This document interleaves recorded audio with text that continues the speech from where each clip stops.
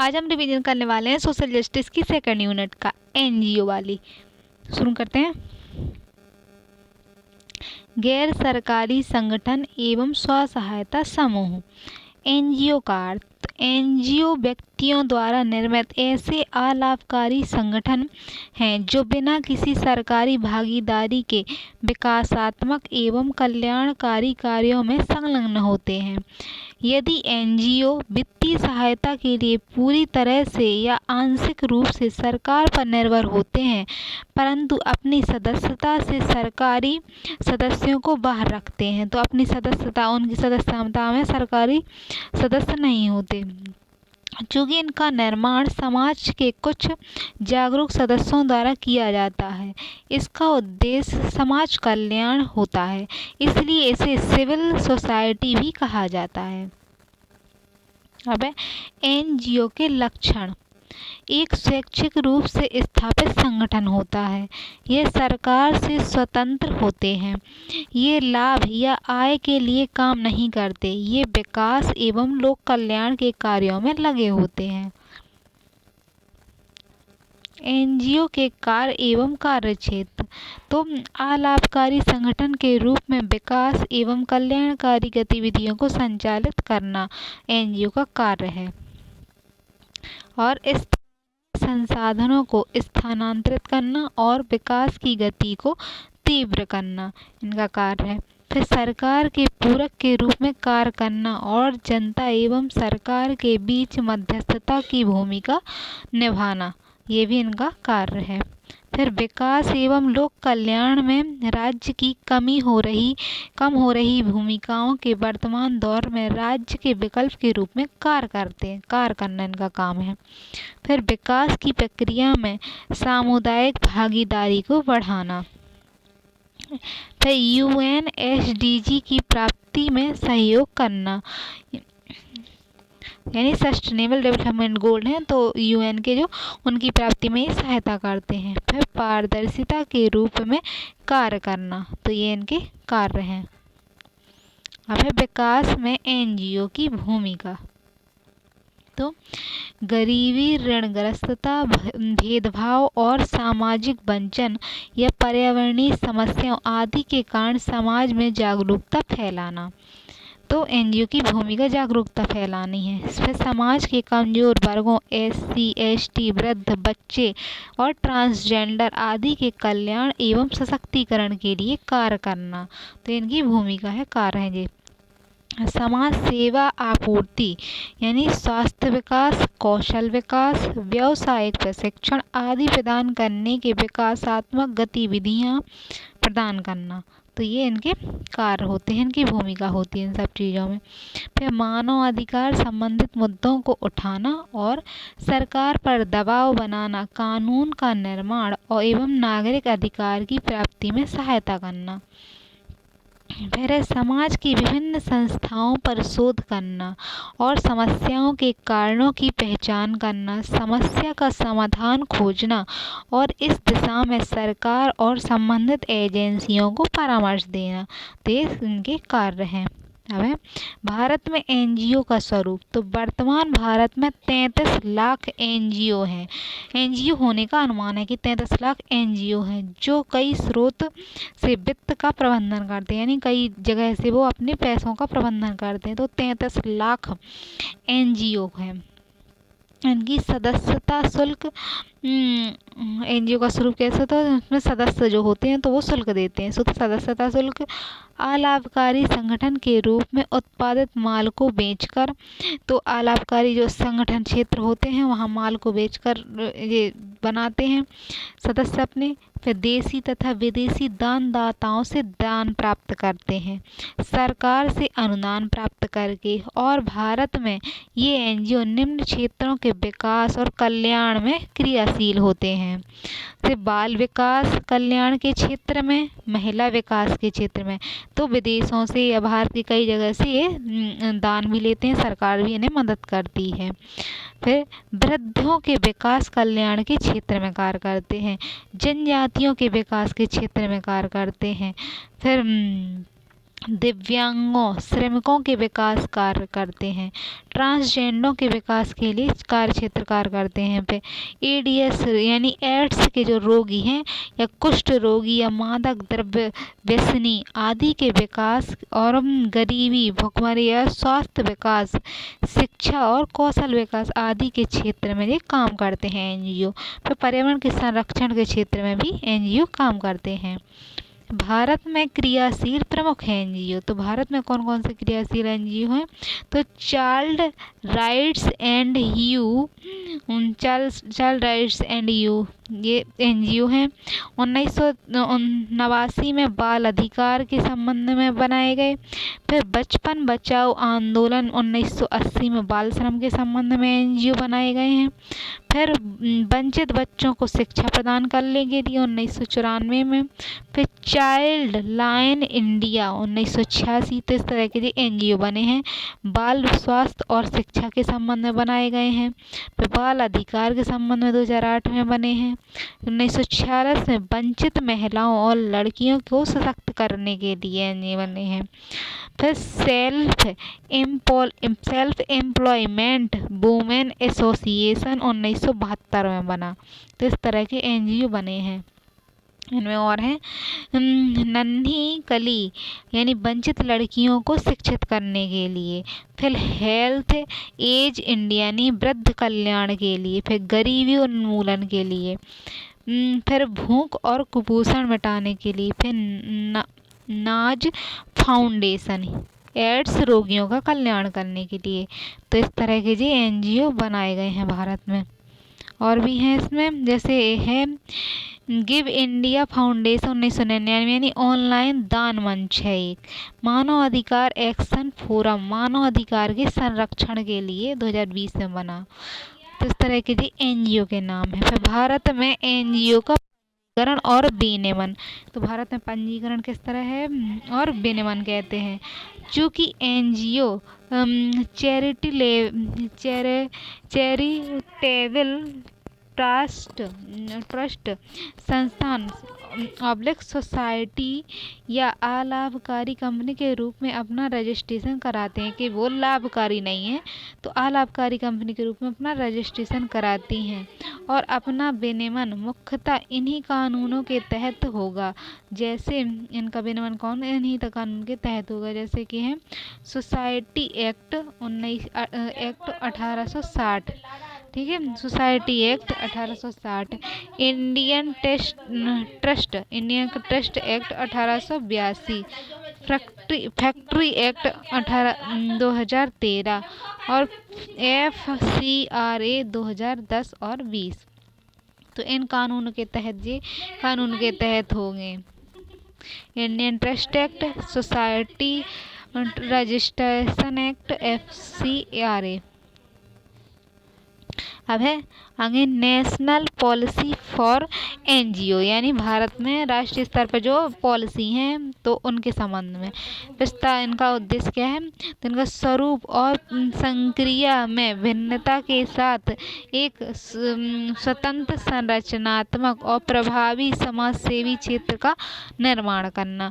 तो इनका उद्देश्य एक स्वस्थ रचनात्मक और प्रभावी समाज सेवी क्षेत्र का निर्माण करना है एनजीओ का, जो सक्षम है और अधिक अधिकार संपन्न हो ताकि भारत के नागरिकों के सामाजिक सांस्कृतिक और आर्थिक विकास में योगदान दे सके। तो भारत के समाज के सामाजिक सांस्कृतिक और आर्थिक विकास में योगदान हो। इस नीति के लक्ष्य क्या हैं। तो एनजीओ के लिए एक अनुकूल वातावरण का निर्माण करना जिससे उनकी उद्यमशीलता एवं दक्षता समुन्नत हो।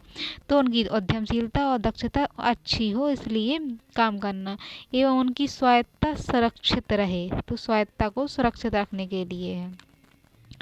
उन प्रणालियों की पहचान करना एवं विकास करना जिनके द्वारा सरकार इन संगठनों के साथ मिलकर काम कर सके। तो उन प्रणालियों की भी पहचान करना जिनके साथ मिलकर सरकार संगठनों के साथ मिलकर काम कर सके। फिर एनजीओ को भारत और विदेशों के वैध स्रोतों से आर्थिक सहायता करना। तो एनजीओ को भारत से सहायता हो और विदेशी स्रोत हैं जो वहाँ से भी सहायता दी जाती है। सहायता उपलब्ध हो सके और इसमें सहयोग उपलब्ध हो सके और सहयोग करना है। इन संगठनों को इनके कामकाज एवं प्रबंधन के लिए पारदर्शी एवं उत्तरदायी प्रणाली अपनाने हेतु प्रोत्साहित करना। अब है विदेशी अनुदान विनिमय अधिनियम 2010। यह अधिनियम किसी भी संस्था या व्यक्ति को विदेशों में धन के अंतरण ट्रांसफर को रोकता या विनियमित करता है जो देश हित में नहीं है। तो जो देश हित में नहीं है, वो तो विदेश में है, तो उसके धन के ट्रांसफर को रोकता है। प्रावधान क्या है? एनजीओ के लाइसेंस या रजिस्ट्रेशन को रद्द करने का प्रावधान या एनजीओ के अकाउंट को फर्जी करने का प्रावधान है। तो विनिमय अधिनियम है 2010 का है। इसमें क्या होता है? अधिनियम किसी भी संस्था या व्यक्ति को विदेश से धन अगर ट्रांसफर करता है तो उसको रोका या विनियमित करता है, रोकता है और विनियमित करता है जो देश के हित में नहीं है। अगर देश के हित में नहीं है तो वो ट्रांसफर नहीं होगा। तो एनजीओ को लाइसेंस देगा कि हाँ मंगा सकते हैं, और ट्रांजेक्शन को रद्द करने या का प्रावधान भी कर सकता है, और एनजीओ के अकाउंट को फ्रीज भी कर सकता है अगर वो गलत तरीके से है तो। फिर एक्ट है जी विदेशी अनुदान विनिमय एक्ट 2010। इसमें क्या है? विदेशों से अनुदान प्राप्त करने के लिए एनजीओ के पंजीकरण प्रमाण पत्र की 5 वर्ष की समय सीमा का प्रावधान, यानी एनजीओ 5 वर्ष तक हो गया हो तब वो विदेश से धन प्राप्त कर सकेगा। फिर एनजीओ के लिए ITR अनिवार्य है। निम्नलिखित को FCRA 2010 यानी 2010 का जो कानून है विदेशी अनुदान विनिमय एक्ट, तो फॉरेन करेंसी रेट एक्ट जो है 2010 के तहत विदेशी अनुदान प्राप्त करने से प्रतिबंधित है। तो विदेशी अनुदान प्राप्त करने से प्रतिबंधित करेगा। चुनावी उम्मीदवार हैं यदि, फिर विधायिका या संसद का कोई सदस्य तो अनुदान प्राप्त नहीं कर सकता है। सरकारी कर्मचारी या निगमित कर्मचारी या न्यायाधीश है। फिर राजनीतिक दल से संबंधित है या पंजीकृत अखबार के मीडिया के पदाधिकारी एवं कार्टूनिस्ट हैं, तो ये लोग एनजीओ के रूप में वो प्राप्त नहीं कर सकते। फिर सितंबर 2020 में जो अधिनियम है विदेशी पूंजी अधिनियम विनिमय अधिनियम में पुनः संशोधन और कुछ नए प्रावधान किए गए। तो 2020 में और प्रावधान किए गए। सभी एनजीओ को आरबीआई के न्यू दिल्ली ब्रांच के अकाउंट खोलना अनिवार्य है। तो सभी न्यू दिल्ली ब्रांच में अकाउंट खोलेंगे एसबीआई में, और सभी विदेशी अनुदान इसी अकाउंट में होंगे। तो विदेशी अनुदान जितने भी आएंगे वो इसी अकाउंट में आएंगे। कोई एनजीओ प्रशासनिक खर्च में या विदेशी अनुदान का 20 से अधिक, कोई भी जो प्रशासन है प्रशासनिक खर्च में या विदेशी अनुदान का 20 से अधिक खर्च नहीं करेगा। कोई भी एनजीओ अपने कार्य को अन्य एनजीओ के माध्यम से नहीं कराएगा। तो कोई भी एनजीओ जो है अपने कार्य को अन्य एनजीओ के माध्यम से नहीं कराएगा। और है अब है एक्ट विदेशी विनिमय पूंजी विनिमय अधिनियम 2010 और 2020 से संबंधित विवाद। तो इससे संबंध में क्या विवाद है? तो विदेशी विनिमय पूंजी विनिमय अधिनियम एक्ट को निरस्त करना चाहिए। तो संबंध जो है कि इसे निरस्त करना चाहिए। फिर विदेशी पूंजी विनिमय एक्ट को निरस्त नहीं करना चाहिए। तो इनके संबंध में प्रावधान है कि करना चाहिए और क्यों नहीं करना चाहिए। तो पहले करने चाहिए के संबंध में, क्योंकि विदेशी विनिमय अधिनियम में कई प्रावधान ऐसे भी शामिल किए गए हैं जो पहले से कई कानूनों में मौजूद हैं, तो इसे निरस्त कर देना चाहिए। फिर यह अधिनियम जो जो यह अधिनियम है, तो यह अधिनियम एनजीओ से संबंधित मुख्य समस्या के समाधान में असक्षम, जो मुख्य समस्या है उसका समाधान नहीं करता, क्योंकि इससे आंतरिक सुरक्षा को मजबूत करने के लिए बनाया गया है और यह केवल विदेशी अनुदान पर ही केंद्रित है, जो कल विदेशी प्रवाह का मात्र 1% है। तो इसलिए आंतरिक अनुदान को सुरक्षा को मजबूत करने के लिए था, लेकिन ऐसा नहीं कर पा रहा, विदेशी बस पर है, इसलिए समाप्त कर देना चाहिए। इस अधिनियम का प्रयोग ऐसे एनजीओ को धमकाने के लिए भी किया जाता है जो समुचित रूप से विकास कार्यों में शामिल होते हैं। तो एनजीओ अधिनियम का प्रयोग ऐसे एनजीओ को धमकाने के लिए किया जाता है जो विदेशी विकास के काम में करते हैं, तो वो गलत है। फिर ग्रीन पीस यानी पर्यावरण संरक्षण के लिए काम करने वाली कनाडा की एक एनजीओ भारत को कोयला उद्योग के खिलाफ इसका अभियान, तो इसका मुख्यतः अडानी समूह और कोल इंडिया पर इसका व्यापक प्रभाव और कई जगहों पर इनका कोयला खनन का कार्य रोका गया। 28 अप्रैल 2015 को सरकार ने इसका रजिस्ट्रेशन रद्द कर दिया। इसको यह अधिनियम नागरिक अधिकारों और राजनीतिक अधिकारों पर अंतर्राष्ट्रीय सम्मेलन का उल्लंघन करता है। वह अधिनियम क्यों निरस्त नहीं करना चाहिए, क्यों? तो अधिनियम को निरस्त क्यों नहीं करना चाहिए, इसके संबंध में, यानी विदेशी पूंजी विनिमय अधिनियम निरस्त क्यों नहीं करना चाहिए?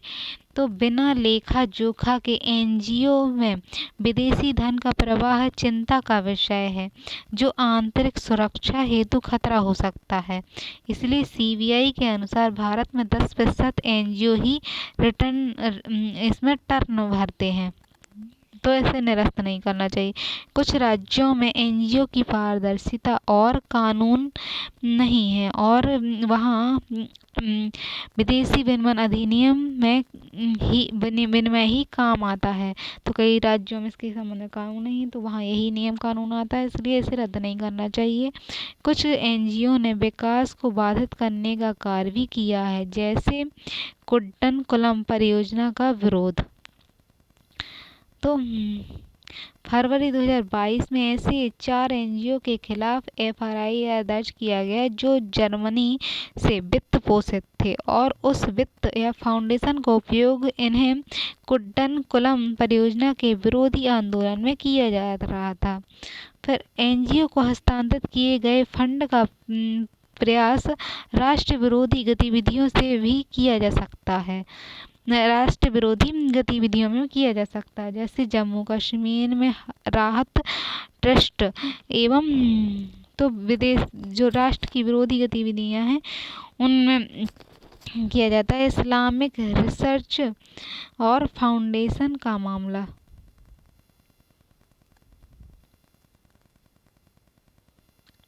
फिर समीक्षा। तो उपरोक्त दोनों पक्षों का पर विचार उपरांत निष्कर्ष है कि भारत में विकास की प्रक्रिया को सुचारू रूप से अग्रसरित करने के लिए एनजीओ की भूमिका में वृद्धि आवश्यक है।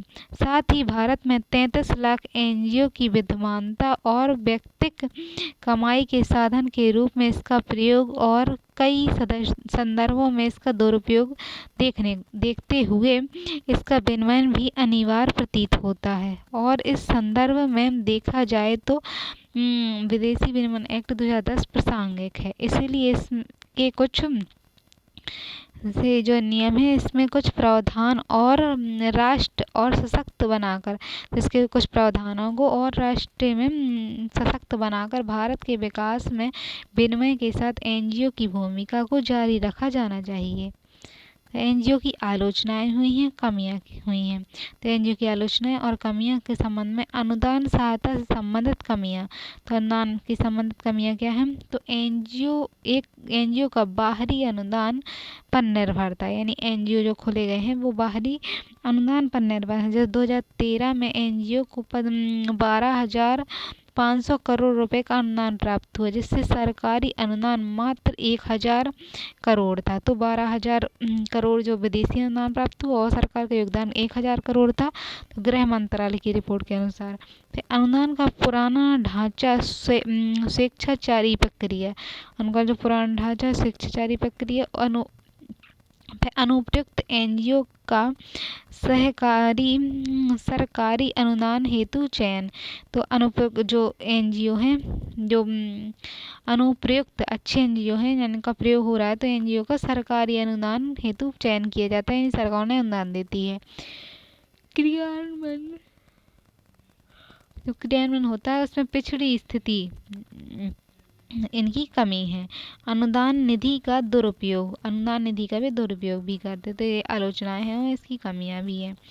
फिर एनजीओ के प्रशासन प्रबंधन से संबंधित कमियां हैं। एनजीओ का जो प्रशासन चलता है उसमें कैसी कमियां हैं, तो लाभ कमाने या ट्रस्ट कमाने के लिए एनजीओ की स्थापना, फलता पूरा एनजीओ प्रावधान लाभ पर केंद्रित है, लाभ कमाने के लिए एनजीओ बना लिया जाता है। फिर जवाबदेही एवं पारदर्शिता की कमी है। एनजीओ से संबंधित लोगों के लिए किसी विशेष सहायता एवं पाठ्यक्रम या विशेष प्रशिक्षण का अभाव है। तो एनजीओ खोल दिया लेकिन उससे संबंध किसी विशेष पाठ्यक्रम या विशेष प्रशिक्षण नहीं दिया जा रहा है, तो इसकी कमी है। फिर अन्य कमियां भी हैं। सो विदेशी प्रभाव में काम करना, कि विदेश के प्रभाव में अगर अनुदान लेते तो काम करना पड़ेगा। मनी लॉन्ड्रिंग या राष्ट्रीय सुरक्षा विरोधी गतिविधियां, तो मनी लॉन्ड्रिंग जो काला धन यहाँ से बना होता है, तो मनी लॉन्ड्रिंग होगा। राष्ट्र की सुरक्षा की विरोधी गतिविधियां भी हो सकती हैं। फिर समुचित लेख पड़ताली का अभाव है। भारत में एनजीओ को सुदृढ़ एवं उपयोगी बनाने के सुझाव, किस तरह से बनाएं, तो एनजीओ के रजिस्ट्रेशन की प्रक्रिया को सुधार किया जाए और इससे और अधिक तर्कसंगत और पारदर्शी बनाया जाए। तो रजिस्ट्रेशन जो कराते हैं एनजीओ, उनकी प्रक्रिया को उसमें सुधार किया जाए और पारदर्शी तर्कसंगत बनाया जाए, तो हो सकता है एनजीओ सुधरे। एनजीओ को प्राप्त धन की जवाबदेही एवं निगरानी को सुनिश्चित किया जाए, उसे जितना धन मिला उसने क्या किया उस धन का, तो क्या बन सकता है। फिर एनजीओ से संबंधित लोगों को सूचित प्रशिक्षण दिया जाए, उन्हें अच्छा प्रशिक्षण दिया जाए एनजीओ में काम करते हैं। एनजीओ के कार्य संचालन और पारदर्शिता बढ़ाई जाए, तो एनजीओ कार्य संचालन किया जाए, पारदर्शिता बढ़ाई जाए और इसके लिए उनकी वार्षिक कार्य योजना की रिपोर्ट को सार्वजनिक करना अनिवार्य किया जाए। तो वार्षिक कार्य योजना की जो रिपोर्ट है उसको सार्वजनिक किया जाए।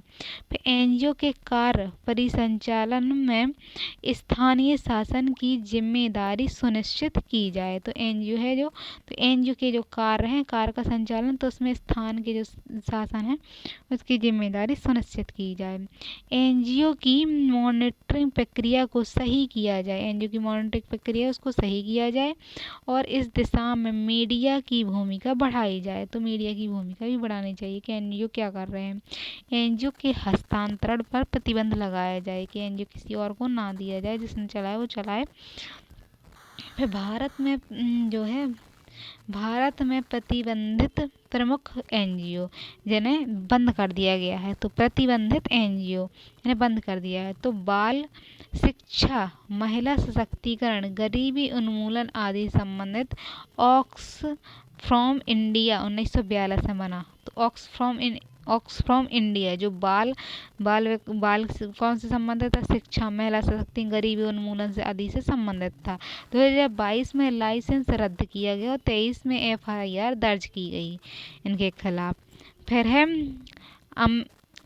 अमनेस्टी इंटरनेशनल 1961, एमनेस्टी इंटरनेशनल 1961 ये मानवाधिकार संरक्षण संबंधित था। 2020 में इसमें प्रतिबंध लगाया गया।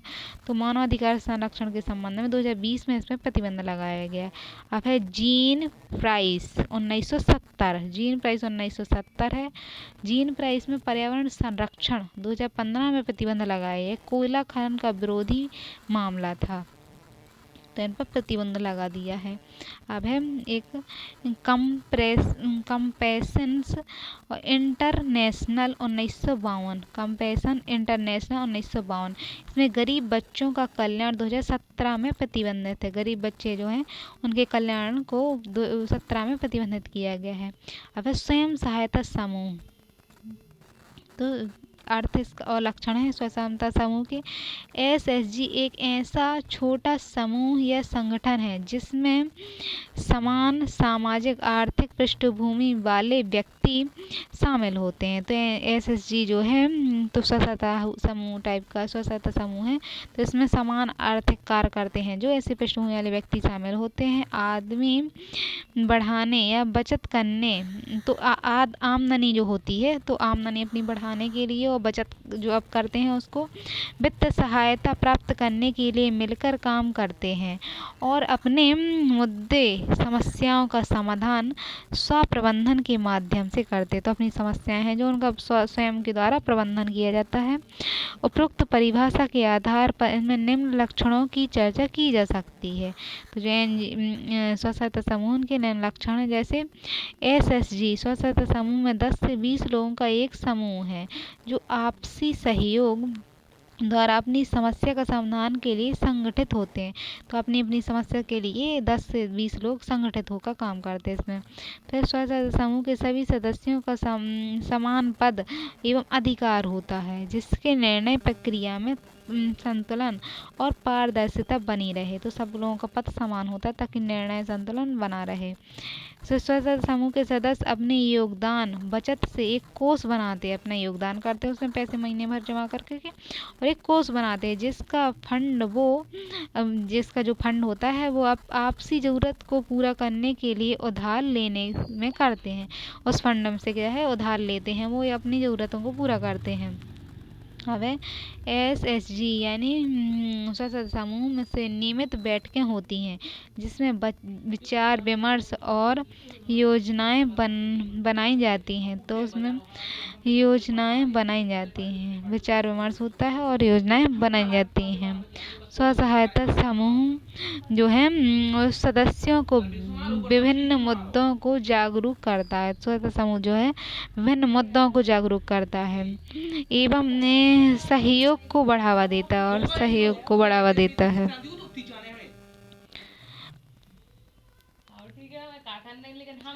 और SHG सदस्यों के लिए रोजगार और आत्मनिर्भरता के लिए काम करता है। तो SHG स्व सहायता समूह है जो रोजगार और आत्मनिर्भर बनाने के लिए काम करता है। स्व सहायता समूह के जो सदस्य होते हैं विभिन्न मुद्दों को जागरूक करता है और एक सहयोग को बढ़ावा देता है। SHG की नियमित बैठकें होती रहती हैं और विचार विमर्श होता रहता है और योजनाएं बनाई जाती है। तो ये सारी चीज़ें पढ़ चुके हैं। अब गैर सरकारी संगठन जो होता है NGO और स्वयं सहायता समूह SHG, तो इनमें क्या अंतर है? तो जो NGO हैं और जो है SHG, NGO मुख्य रूप से पंजीकृत होते हैं। SHG जो होते स्व सहायता समूह पंजीकृत भी हो सकते हैं और नहीं भी हो सकते। तो पंजीकृत हो भी सकते हैं और नहीं भी हो सकते हैं। NGO के उद्देश्य वृहद होते हैं यानी आर्थिक सामाजिक राजनीतिक आदि। तो समाज में आर्थिक राजनीतिक सामाजिक सहायता प्रदान करना इसका उद्देश्य होता है। SHG यानी स्व सहायता समूह का उद्देश्य मुख्यतः आर्थिक सशक्तिकरण करना होता है। तो आर्थिक सशक्तिकरण करना होता है। फिर इसमें कई स्व सहायता समूह NGO के द्वारा स्थापित किए जाते हैं। तो कई स्व सहायता समूह के द्वारा क्या कहते हैं NGO के द्वारा स्थापित किए SHG समूह के NGO के द्वारा स्थापित किया जाता है।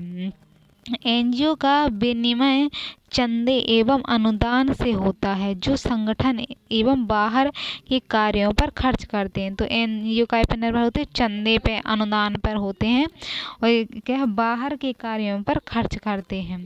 संगठन एवं बाहर के कार्यों पर खर्च करते हैं। तो SHG एक विनियमित जो स्व सहायता समूह है इनका वित्तायन स्वसहायता समूह के सदस्य करते हैं। तो इनमें जो सदस्य होते हैं उसके स्वसहायता समूह के वो पैसा लगाते हैं तथा यह राशि इन सदस्यों को बारी बारी से पूंजी के रूप में दे दी जाती है। एनजीओ के सदस्य समाज के किसी भी वर्ग से हो सकते हैं, जबकि स्वसहायता समूह के सदस्य सामान्यतः एक ही पृष्ठभूमि के रहते हैं। मतलब जिनकी आर्थिक स्थिति एक सी होती है, लगभग वे ही लोग मिलकर काम करने के लिए काम करते हैं।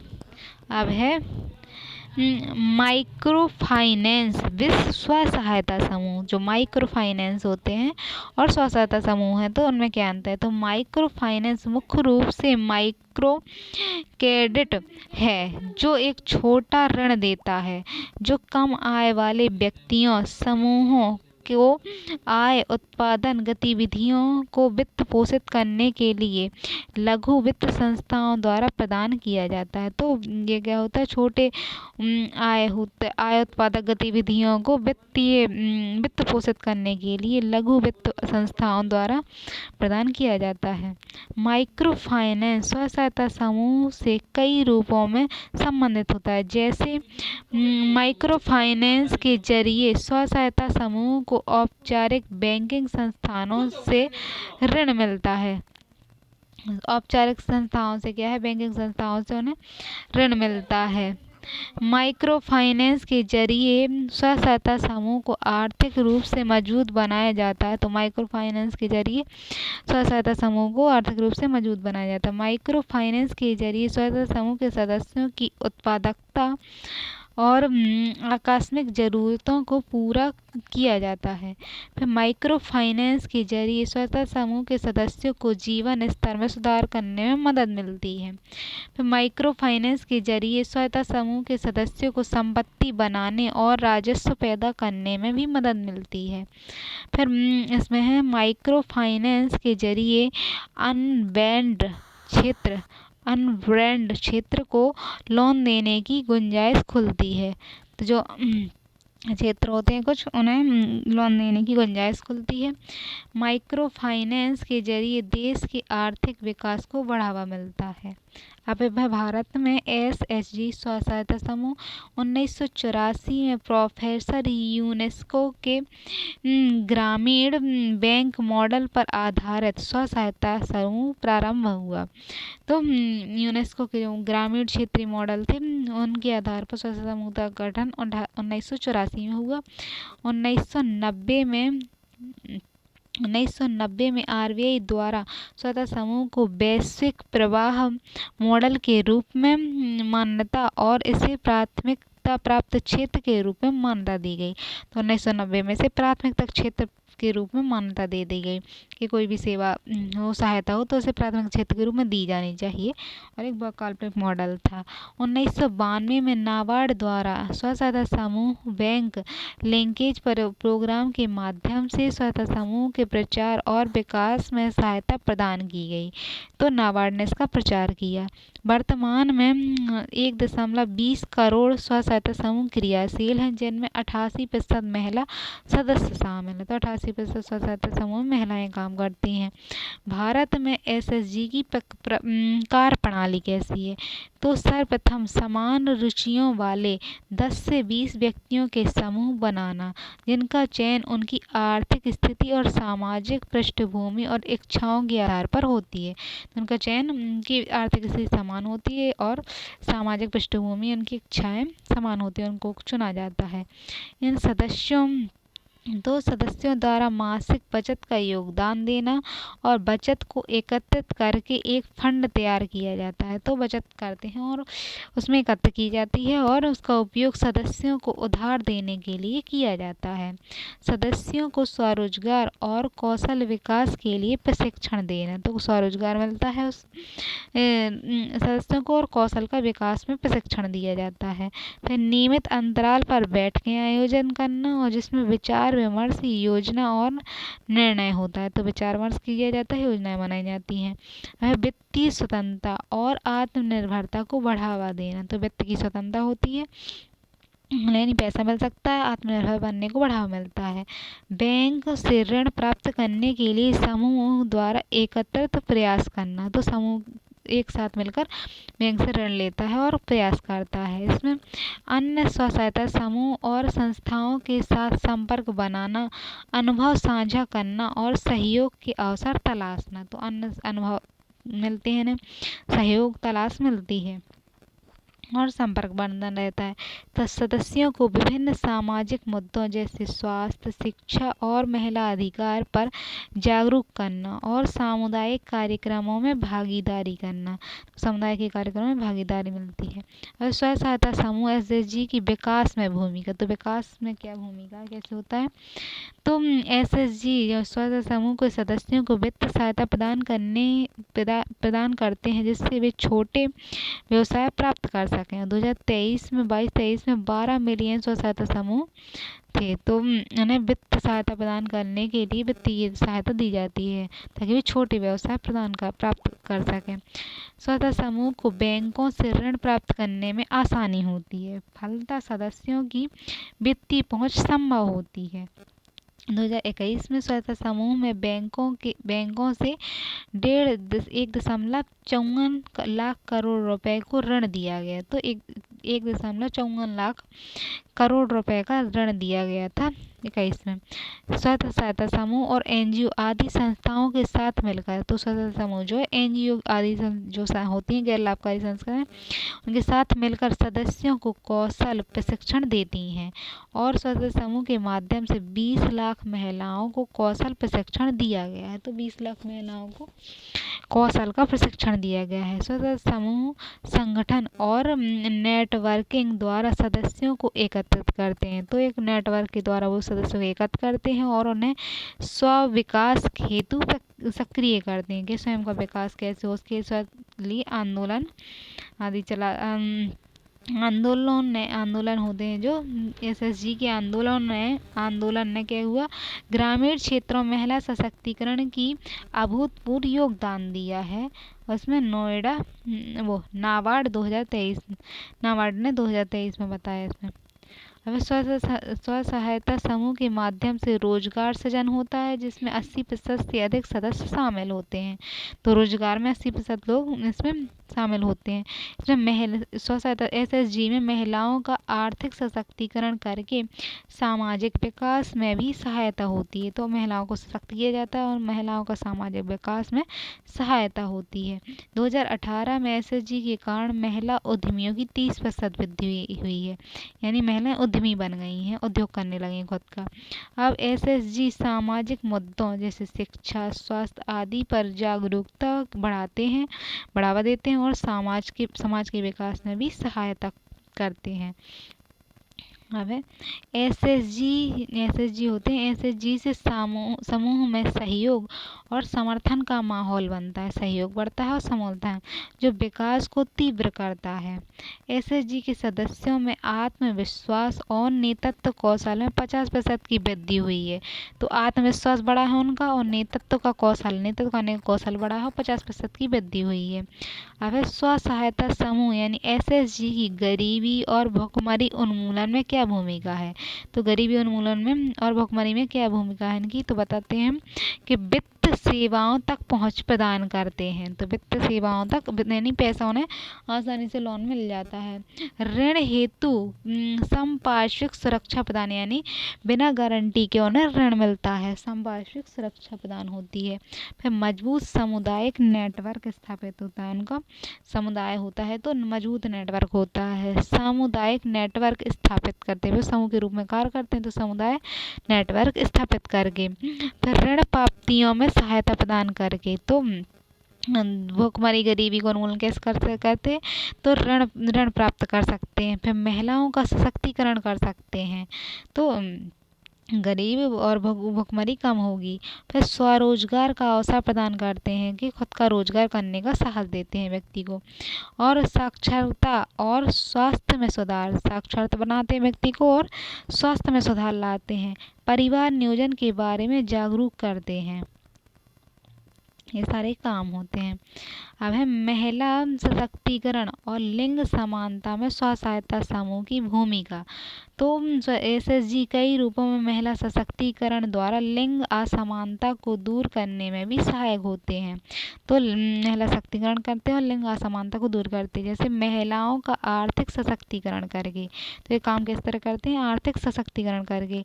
SSG महिलाओं को आय के स्वतंत्र स्रोत प्रदान करते हैं, जिससे वे आत्मनिर्भर बनती हैं। महिलाएं अपने कौशल का उपयोग कर व्यवसाय शुरू कर अपना कौशल उपयोग करती हैं, व्यवसाय शुरू करती हैं, जिससे उनकी आर्थिक स्थिति में सुधार होता है, तो वे सशक्त भी बन जाती हैं। फिर स्व सहायता SSG जो है, इसके माध्यम से पूंजी तक पहुंच महिलाओं को उद्योगों में निवेश करने में मदद करती, तो जो उन्हें पैसा भी मिलता है, पूंजी मिल जाती है, तो वो उद्योग स्थापित कर सकती हैं। अब है महिलाओं को पितृसत्तात्मक समाज के विरुद्ध तैयार करके, तो महिला शक्ति किस तरह होगा? दूसरा है पितृसत्तात्मक समाज की तरफ विरुद्ध तैयार किया जाता है। यानी SSG महिलाओं को निर्णय लेने में सशक्त बनाते हैं, जिससे वे रूढ़ियों को चुनौती दे सकती हैं। फिर SSG में भागीदारी से महिला आत्मविश्वास और नेतृत्व कौशल हासिल करती हैं, तो महिला आत्मविश्वास भी बनता है उनका और कौशल भी विकसित होता है। फिर सशक्त महिलाएं स्थानीय शासन में सक्रिय भाग लेती हैं, तो स्थानीय की जो महिलाएं होती हैं स्थानीय शासन में, उनमें सक्रिय भागीदारी लेती हैं और इससे क्या होता है? और चुनाव लड़ती हैं और चुनाव भी लड़ती हैं। महिलाएं स्थानीय शासन में सशक्त हो जाती हैं, सक्रिय भागीदारी लेती हैं और चुनाव भी लड़ती हैं महिलाएं। वित्त सेवाओं तक पहुंच प्रदान होती है उन्हें, वित्त सेवाओं तक उनकी पहुंच हो जाती है। रोजगार एवं वैकल्पिक अवसर प्रदान, रोजगार के वैकल्पिक अवसर मिल जाते हैं रोजगार करने के। महिलाओं में नेतृत्व कौशल विकास और स्थानीय शासन में भागीदारी प्रदान करके, तो महिलाओं को स्थान का जो शासन होता है उसमें भागीदारी प्रदान होती है। भारत में मुख्य स्व सहायता समूह, प्रमुख स्व सहायता समूह जो है उसके बारे में कौन से हैं? और स्वरोजगार महिला एसोसिएशन, तो जो महिला समूह है, यानी प्रमुख जो स्व सहायता समूह है भारत के, तो पहला है स्वरोजगार महिला एसोसिएशन, 1974 में बना। स्वरोजगार महिला एसोसिएशन 1974। तो ये स्वरोजगार महिला एसोसिएशन भारत का एक प्रमुख स्व सहायता समूह है, एक समूह है जो अनौपचारिक क्षेत्र में महिलाओं को सशक्त बनाने पर ध्यान केंद्रित करता है। तो महिलाओं को अनौपचारिक क्षेत्र में जो महिलाएं लगी उनको ध्यान केंद्रित करता है उन्हें सशक्त बनाने पर। यह वित्त तक पहुंच और कौशल विकास और महिला श्रमिकों के अधिकारों की वकालत करता है। तो महिला श्रमिक हैं उनके अधिकारों के लिए लड़ता है, सहित विभिन्न सहायता सेवाएं भी प्रदान करता है। और ये है स्वरोजगार महिला एसोसिएशन 1974 में बना। अब है कुदुम्ब बलश्री मिशन 1998। तो ये कुदुम्ब बलश्री मिशन 1998 था। इसमें क्या हुआ? कुदुम्ब बलश्री मिशन केरल में गरीबी उन्मूलन के लिए और महिला सशक्तिकरण कार्यक्रम है। तो गरीबी उन्मूलन का महिला सशक्तिकरण का कार्यक्रम है। इसका उद्देश्य महिलाओं को स्व सहायता समूह में संगठित करना और उन्हें आजीविका के अवसर प्रदान करना है और उद्यमिता और सामुदायिक विकास पहलों के मतलब उद्यमिता सिखाना और समुदाय का विकास जो होता है, समुदाय विकास पहलों के माध्यम से उनकी सामाजिक और आर्थिक स्थिति को बढ़ाना, उनकी समाज में स्थिति बढ़े और आर्थिक स्थिति बढ़ाना है। महिला आर्थिक विकास महामंडल, तो महिलाओं का जो आर्थिक विकास महामंडल है 1975, महिला आर्थिक विकास मंडल 1975। तो इसमें महिला आर्थिक विकास मंडल जो है MAVIM, तो महाराष्ट्र स्थित एक संगठन, महाराष्ट्र में स्थित है, जो स्व सहायता समूहों के माध्यम से महिलाओं के आर्थिक सशक्तिकरण को बढ़ावा देता है। तो महिलाओं के आर्थिक SSG के माध्यम से महिलाओं को आर्थिक सशक्तिकरण को बढ़ावा देता है। यह महिला उद्यमियों को वित्तीय सहायता देता है और क्षमता निर्माण कार्यक्रम और बाजार संपर्क प्रदान करता है। तो क्षमताओं को बढ़ाता है और बाजार तक संपर्क बढ़ाता है, जिससे उन्हें अपना व्यवसाय शुरू करने और उसे बनाए रखने में मदद मिलती है। यानी वो अपना व्यवसाय बना सकती हैं और उसमें मदद भी मिलती है उन्हें। अब है राष्ट्रीय ग्रामीण आजीविका मिशन 2013। तो राष्ट्रीय आजीविका मिशन 2013 होगा, राष्ट्रीय ग्रामीण आजीविका मिशन 2013 इसका है। तो ये भारत सरकार के ग्रामीण विकास मंत्रालय का एक प्रमुख कार्यक्रम है। तो भारत के ग्रामीण विकास मंत्रालय है जो, तो ग्रामीण विकास मंत्रालय का एक कार्यक्रम है। ये स्व सहायता समूहों को बढ़ावा देकर और सामुदायिक संचालित दृष्टिकोण के माध्यम से वित्तीय, तो समुदाय है जो, तो समुदाय संचालित दृष्टिकोण के माध्यम से वित्तीय सेवाओं और आजीविका के अवसरों और सामाजिक सशक्तिकरण तक उनकी पहुंच में सुविधाजनक बनाकर गरीबी में कमी लाने पर केंद्रित है। तो गरीबी को कम करता है और सशक्तिकरण तक उनकी पहुंच बनाता है। अब अगला स्वर्ण जयंती ग्राम रोजगार योजना। तो ये योजना है स्वर्ण जयंती ग्राम रोजगार योजना 1999 में आई। तो स्वर्ण जयंती स्वरोजगार ग्राम योजना, इसका उद्देश्य गरीबी रेखा से नीचे रहने वाले ग्रामीण परिवारों को स्थायी आजीविका प्रदान करना है। इसके लिए इसने ग्रामीण क्षेत्रों को उद्यमशीलता और आय सृजन को बढ़ावा देने के लिए, आय की सृजन करने के लिए बढ़ावा देने के लिए स्वयं सहायता समूह के गठन और कौशल विकास और ऋण सुविधाओं का समर्थन किया है। तो स्वर्ण जयंती रोजगार ग्राम योजना है जो तो उसने अपने आजीविका प्राप्त करने के लिए, सशक्तिकरण के लिए, उद्यमशील बनने के लिए SSG का गठन किया और उससे ऋण लिया। अब है राष्ट्रीय कृषि और ग्रामीण विकास कार्यक्रम बैंक नाबार्ड 1982। तो राष्ट्र की कृषि विकास के लिए और ग्रामीण विकास के लिए विकास बैंक नाबार्ड आया 1982 में। नाबार्ड एक वित्तीय संस्था है जो भारत के स्व सहायता समूहों और ग्रामीण विकास को समर्थन देने में महत्वपूर्ण भूमिका निभाती है। यह स्व सहायता समूहों की वित्तीय सहायता और पुनर्वित्त पोषण, यानी पुनः दोबारा वित्त का पोषण करने में क्षमता निर्माण और तकनीकी सहायता प्रदान करती है। तो तकनीकी सहायता प्रदान करती है तथा ग्रामीण उद्यमिता और कृषि को विकास को बढ़ावा देती है। तो ग्रामीण का विकास, उद्यमिता को विकास करती है और कृषि के विकास को करने में बढ़ावा देती है। अब है स्वयं सहायता समूह SSG के समक्ष चुनौतियां एवं सामाजिक सांस्कृतिक बाधाएं। जो स्व सहायता समूह है उनके समक्ष चुनौतियां क्या हैं और सामाजिक और सांस्कृतिक बाधाएं। तो निरक्षरता है बाधा और विशेषता महिलाओं में स्थानीय गतिशीलता है, यानी वो गतिशील कम है।